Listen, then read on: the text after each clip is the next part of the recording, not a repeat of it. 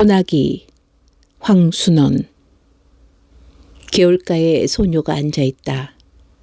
그 소녀는 윤초신의 증손녀라는 것을 한눈에 알 수 있었다. 벌써 며칠째 소녀는 학교에서 돌아오는 길에 개울가에 앉아서 계속 물장난을 하고 있다. 개울 기슭에서 놀더니 오늘은 징검다리 한가운데 떡하니 앉아서 물장난을 하고 있다. 소녀는 징검다리를 건너가야 하는데 말은 못하고 그냥 개울뚝에 앉아버린다. 소녀가 비켜주기만 기다린다. 다행히 길을 지나가는 사람이 있어서 길을 비켜주자 같이 건너간다. 다음 날에는 징검다리에 늦게 갔다. 그날은 소녀가 징검다리에 앉아서 세수를 하고 있었다. 소녀의 목덜미가 하얗게 휘었다. 한참 세수를 하고 나던 소녀는 그냥 물속을 빤히 쳐다만 본다. 소녀는 소년이 개울뚝에 앉아있는 것을 아는지 모르는지 물을 날쌔게 움켜낸다. 그러다가 소녀는 물속에서 무언가를 하나 집어낸다. 그러다가 벌떡 일어나 징검다리를 건너 뛰어갔다. 다 건너가서 휙 돌아서서는 "이 바보!" 하면서 조약돌을 던진다. 소녀는 벌떡 일어났다. 소녀는 단발머리를 나부끼며 달린다. 갈밭 사이길로 들어선다.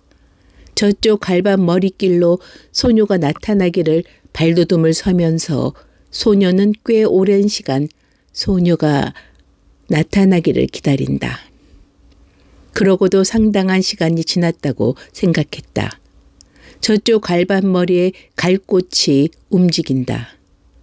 소녀는 갈꽃을 안고 있었다. 소녀의 머리를 가을볕이 유난히 밝게 비춘다. 갈꽃이 보이지 않을 때까지 소녀는 지켜보다가 문득 소녀가 던진 조약돌을 보았다. 소녀는 조약돌을 집어 주머니에 넣었다. 다음 날 개울가로 나왔지만 소녀가 보이지 않는다. 다행이었다. 소녀가 계속 며칠 동안 보이지 않자 소녀는 뭔지 모를 가슴에 허전함을 느끼게 되었다. 주머니 속 조약돌을 주무르는 버릇이 생겼다. 그러는 어떤 날 소녀가 앉아서 놀던 징검다리 한가운데 앉아서 소녀는 물속에 손을 넣고 세수를 하였다. 물속에 비친 소년의 검게 그을린 얼굴이 비치자 싫었다. 물을 두 손으로 움키고 그러다가 소녀는 깜짝 놀랐다. 바로 소녀가 이리로 오고 있었다. 숨어서 내가 하는 일을 엿보고 있었구나 라고 생각했다. 소녀는 그냥 달리기 시작했다. 한 발이 달리다가 물속으로 빠졌다. 그래도 계속 달렸다. 갈밭으로 몸을 숨기고 싶었지만 이쪽은 메밀밭이다. 유난히 메밀의 향이 코를 찌른다고 생각했다. 미간이 아찔했다. 찝찝한 액체가 입술에 흘러들었다. 코피였다. 코피를 훔치면서 그냥 달린다. 어디선가 바보 하는 소리가 뒤따라 오는 것 같았다. 토요일, 며칠째 보이지 않던 소녀가 개울가 건너편가에 앉아서 물장난을 하고 있었다. 모르는 채 징검다리를 건너는 채 했다. 오늘은 조심스럽게 건넌다. 그러다가 "예!" 하는 소리가 들린다. 못 들은 척 했다. "예! 이게 무슨 조개지?" 하는 소리에 자기도 모르게 소녀는 돌아섰다. 소녀의 맑은 검은 눈과 마주친다. 얼른 소녀의 손바닥으로 눈길을 돌린다. "비단조개." 소녀는 대답한다. 소녀는 이름도 곱다며 말을 한다. 소녀와 함께 갈림길에 왔다. 소녀는 아래편으로 한 3마작쯤, 소녀는 우대로 한 10리 가까운 길을 가야 한다. 소녀가 걸음을 멈추며 "너 저 산 너머에 가본 적 있니?" 하고 소년에게 묻는다. 없다.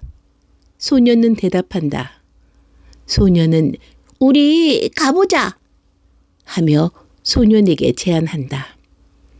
저래봬도 멀다 하며 소년은 말한다. 치, 멀면 얼마나 멀기에. 서울에 있을 땐 사뭇 먼 데까지 소풍 갔었다 뭐 하며 소년은 말했다. 논 사이길로 들어서자 허수아비가 보여서 줄을 당긴다.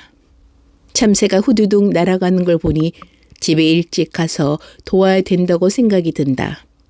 소녀도 같이 허수아비를 흔든다. 소녀는 허수아비가 있는 곳으로 달린다. 소년도 집에 가야 된다는 생각은 접어버리고 소녀의 곁을 스쳐 마냥 달린다. 한껏 갠 가을 하늘이 맴돈다. 어지럽다. 저놈은 독수리. 저놈의 독수리가 맴돌기 때문일 것이다. 소녀와 함께 산 밑까지 다다른다. 원두막이 보이자 저곳이 뭐냐고 묻는다. 소녀는 원두막이라고 대답한다.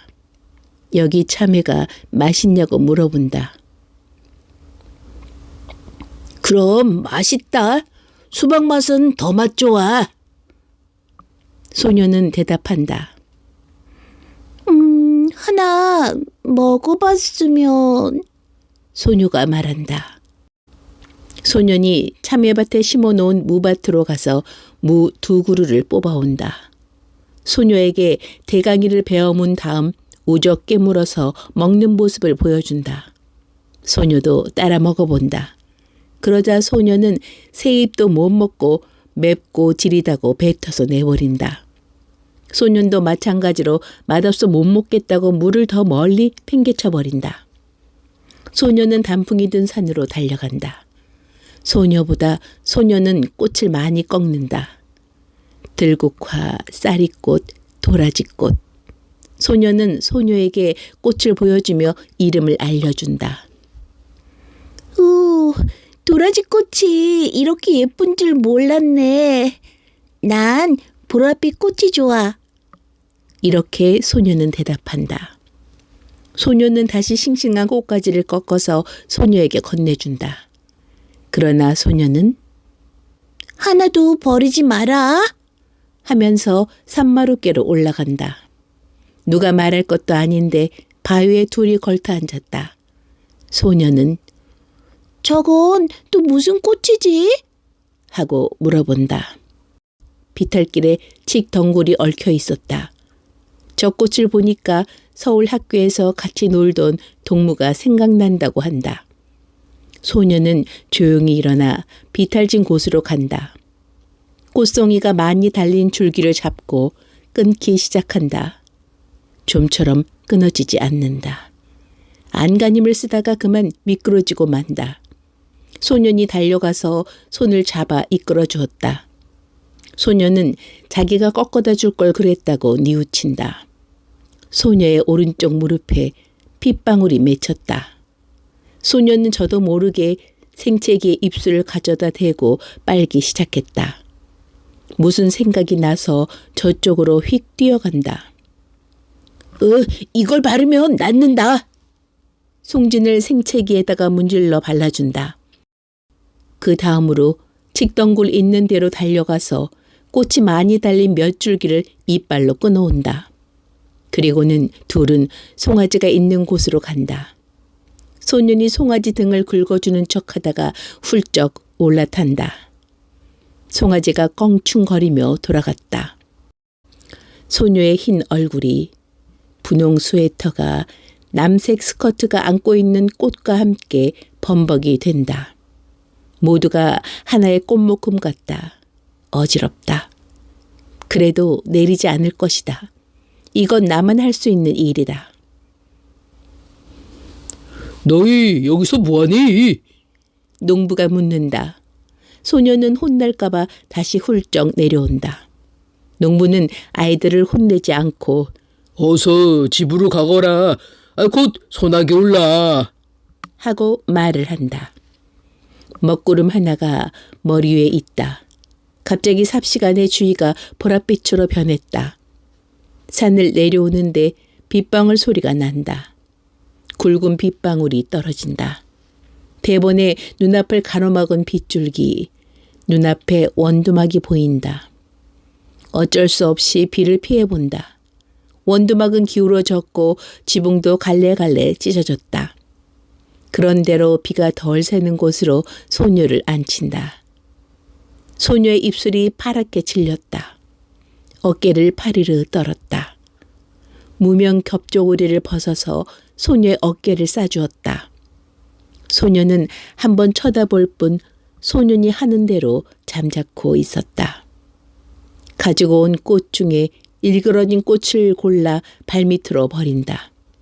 소녀가 앉은 곳도 비가 새기 시작했다. 밖을 내다보던 소년이 수수밭 쪽으로 달린다. 세워놓은 수수단 속을 비집어 보고 옆에 수수단을 날라다 덧세운다. 이쪽을 향해 소녀에게 손짓을 한다. 소녀는 수수단 속으로 들어간다. 여기는 다행히 비는 새지 않았다. 어둡고 좁기만 했다. 앞에 앉은 소녀는 비를 맞아야 했다. 소년의 어깨에는 김이 서렸다. 소녀가 이리 들어와서 앉으라고 했다. 괜찮다고 했다. 소녀가 다시 들어와 앉으라고 했다. 할 수 없이 소녀는 들어가서 앉았다. 그 바람에 소녀가 안고 있던 꽃묶음이 망쳐졌다. 그러나 소녀는 상관없다고 생각했다. 소란하던 빗소리가 그쳐간다. 밖이 밝았다. 햇빛이 다시 눈부시게 비춘다. 다시 도랑에까지 오니까 물이 엄청 불었다. 뛰어 건널 수가 없었다. 소녀는 소녀를 업고 징검다리를 건너간다. 그 뒤로 소녀의 모습을 볼 수 없었다. 매일 개울가로 와도 볼 수 없었다. 학교에서도 볼 수 없었다. 남몰래 5학년 여자아이 반을 엿보기도 했다. 그러나 볼 수 없었다. 그날도 소녀는 주머니 속 흰 조약돌만 만지작거리며 개울가로 나왔다. 그랬더니 이쪽 개울목에 소녀가 앉아있는 게 아닌가? 소녀는 가슴이 두근거렸다. 그동안 알았다. 소녀의 모습이 헬스케져 있었다. 그날 소나기 맞은 탓이겠다. 소녀는 대답했다. 소녀는 가만히 끄덕였다. 이제 다 났어? 소녀는 묻는다. 소녀는 대답한다. 아니, 아직도. 그럼 누워 있어야지. 하도 답답해서 나왔다. 그날 어디서 이런 물이 들었는지 잘 지워주지 않는다. 하며 소녀는 소년에게 분홍 스웨터 앞자락을 내보인다. 거기에 검붉은 진흙물 같은 게 들어있었다. 이게 무슨 물 같니? 하고 소녀는 물어본다. 소녀는 스웨터 앞자락만 바라보고 있었다. 네, 생각해냈다. 그날 도랑을 건너면서 내가 엎은 일 있지? 그때 네 등에서 옮은 물이다. 소녀는 얼굴이 확 달아올랐다. 갈림길에서 소녀는 오늘 우리 집에서 대추를 땄다. 내일 제사 지내려고 한다면서 대추 한 줌을 내준다. 소녀는 주춤하다가 두 손을 내어 어이, 참 알도 굵다 하면서 받는다. 그리고 우리 제사 지내고 나서 좀 이따 이사 간다 라고 소녀가 말한다. 소녀는 이미 어른들의 이야기를 통해서 윤초신의 아들이 사업에 실패해서 고향에 돌아올 수 없다는 사실을 알고 있었다. 이것이 이번에는 고향집마저 남의 손에 넘기게 될 모양이었다. 왜 그런지 난 이사 가는 게 싫어졌어. 어른들이 하는 일이라 어쩔 수 없지만. 소녀의 까만 눈에 쓸쓸함이 비춘다. 소녀는 집으로 돌아오는 길에 소녀가 이사를 간다는 사실을 생각하면서 자기가 씹고 있는 대추가 단지 쓴지 느낄 수가 없었다. 소녀는 이날 밤 몰래 덕순의 할아버지 밭으로 갔다. 낮에 봐두었던 나무에 올라갔다. 나뭇가지를 때려 호두를 떨어뜨렸다. 소리가 제법 커서 가슴이 서늘해졌다. 그것도 잠시 호두가 많이 떨어지길 바라며 작대기를 계속 내리쳤다. 돌아오는 길에 불룩한 호두를 담은 주머니가 든든했다. 근동에서 제일 가는 덕수의 할아버지 호두를 소녀에게 얼른 맛보여주고 싶었다. 그러다 아차 하는 생각을 했다. 이사 가기 전에 한번 몸이 좋아지면 게을러 나와달라는 말을 못했기 때문이다. 바보 같은 것, 바보 같은 것. 이튿날 학교에서 돌아오니 아버지가 나들이 옷으로 갈아입고 닭 한 마리를 안고 있었다. 어디 가시냐고 물어봐도 아무런 대답 없이 이만하면 될까? 어머니에게 묻기만 한다. 소녀는 어머니에게 아버지가 어디 가시냐고 물었다. 저 서당골 윤초씨네 집에 가신다. 제사상이라도 넣으시라고. 그러자 소녀는 저 큰 닭으로 가져가지 그런다. 개울물은 날로 여물어 간다. 어른들 말로는 내일 소녀네가 양평읍으로 이사 간다고 한다. 거기 가서는 조그만 가게방을 보게 되리라는 것이었다.